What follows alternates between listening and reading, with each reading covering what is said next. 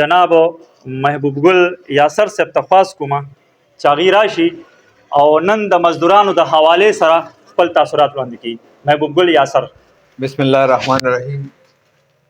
ملګرو ډېره مننه چې دا پروګرام جوړ شو.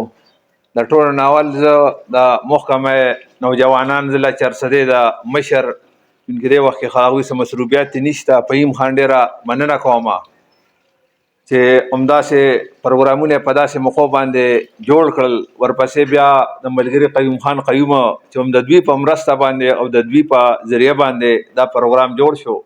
ورپسې دا بیا باچا صاحب قیصر دی چې په دې درنه اجره کې دا پروګرام جوړ شو. ملګرو مزدوران نړیواله ورځ ده، په هغې باندې خو تاسو ته قیوم خان قیوم ډېرې ښکلې خبرې وکړې، ډېر ښه معلومات یې درکړل.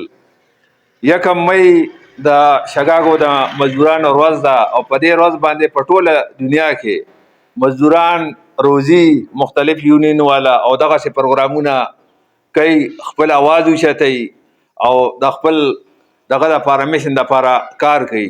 ډېر ملګري داسې دي چې هغه دې تنظیمونو سره ټچ دي، هغوی پې بیا کتابونه هم چاپ کړي دي.